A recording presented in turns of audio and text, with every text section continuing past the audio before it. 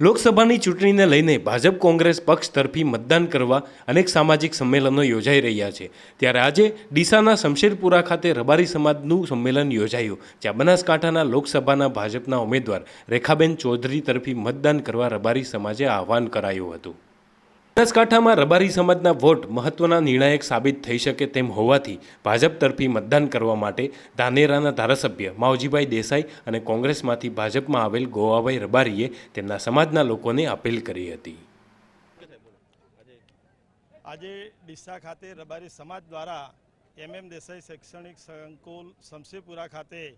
ખૂબ હજારોની સંખ્યાની અંદર સમગ્ર તાલુકો અને સમગ્ર જિલ્લામાંથી રબારી સમાજ ભેગા મળી ભારતીય જનતા પાર્ટી તરફી મતદાન કરવા માટે હું, મારી સાથે ગોવાભાઈ સાહેબ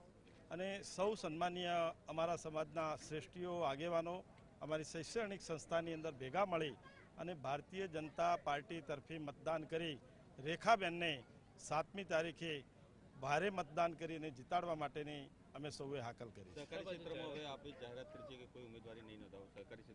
હા, હું ધાનેરાના ધારાસભ્ય તરીકે જ્યારે પ્રજાએ મને અને સૌ સમાજે સર્વ સમાજે ભેગા મળી અને ધાનેરાના ધારાસભ્ય તરીકે જ્યારે મૂક્યો છે, ત્યારે આજ મેં સ્વેચ્છાએ અમારા સમાજ આગળ સમાજના સૌ શ્રેષ્ઠીઓ આગેવાનો અને તમામ સંસ્થા, સહકારી સંસ્થાઓ અને સરકારી સંસ્થાઓના બધા જ આગેવાનોની વચ્ચે મેં આજે જાહેરાત કરી છે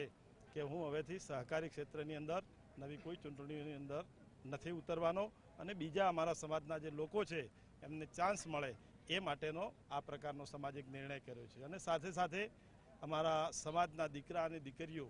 જે આર્થિક રીતે પછાત હોય એ લોકોની સ્કૂલની ફી અને હોસ્ટેલની ફી 100 જણની ભરવા માટેની પણ મેં આજે જાહેરાત કરી છે।